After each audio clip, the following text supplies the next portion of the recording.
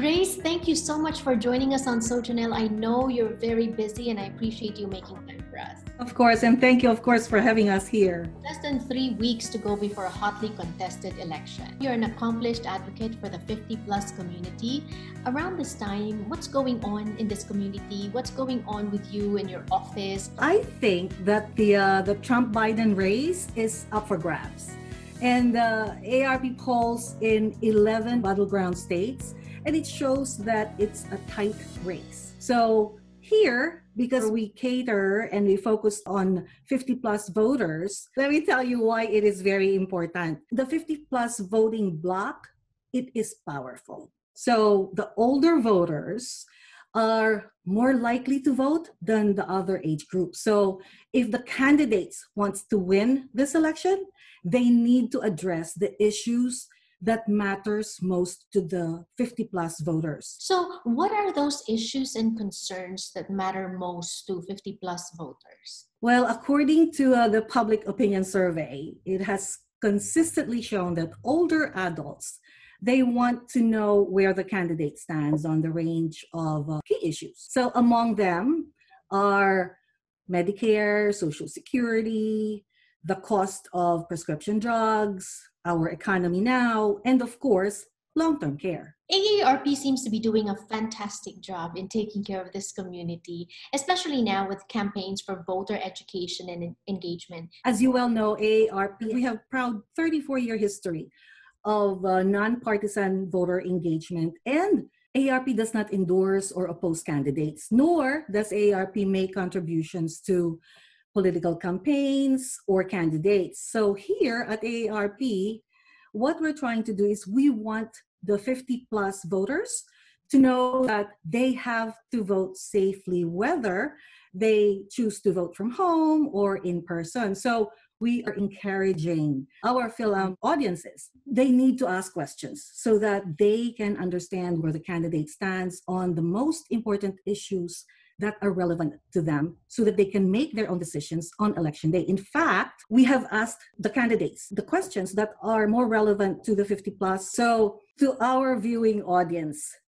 we want them to make sure that they see the responses of the candidates to those questions, and they can see that at aarp.org/election2020. It's very important that when we go to the voting polls, we are educated voters. So we know the issues that are relevant to us, and we know where the candidate stands. So speaking of voter education, Grace, as Associate Director of AARP Pennsylvania, you have some critical information and deadlines that you want to share with our viewers today. Please go ahead. Yes, that's very important. So this is for Pennsylvanians.